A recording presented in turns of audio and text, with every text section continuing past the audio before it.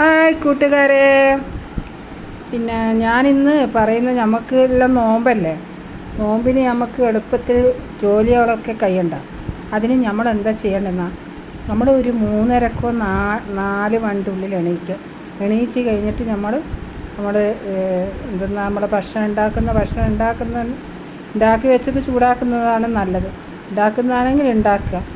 അന്നേരം സമയം തന്നെ നമ്മളെല്ലാം വൃത്തിയാക്കി അത്താവും കഴിച്ച് എല്ലാം വൃത്തിയാക്കണം. പെട്ടെന്നെല്ലാം വൃത്തിയാക്കി വെച്ച് കഴിഞ്ഞ് നമ്മുടെ അരി പോർത്ത് നമ്മൾ രാത്രിയേക്കുള്ള അരി പോർത്തുണ്ട്, അന്നേരം തന്നെ പോർത്തി അവിടെ വെച്ചേക്കാം.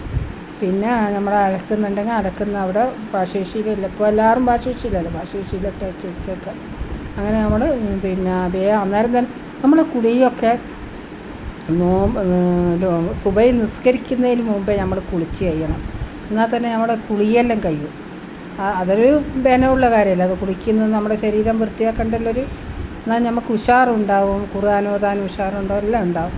അതുകൊണ്ട് നമ്മളെന്ത് ചെയ്യുക, നമ്മുടെ അന്നേരം തന്നെ കുളിച്ച് നിസ്കരിച്ച് കഴിഞ്ഞ് ഖുർആൻ ഓതി കഴിഞ്ഞിട്ട് നമ്മൾ വൃത്തിയാക്കി കഴിഞ്ഞിട്ട് കുറച്ച് റെസ്റ്റ് എടുത്ത് കഴിഞ്ഞിട്ട് നമ്മൾ ഉച്ച ലോറിൻ്റെ സമയം, ലോറിന് ബാങ്ക് കൊടുത്ത് കഴിഞ്ഞാൽ നമ്മൾ വേഗം എന്ത് ചെയ്യുക, നമ്മൾ ഈ ഉണ്ടാക്കേണ്ട എല്ലാം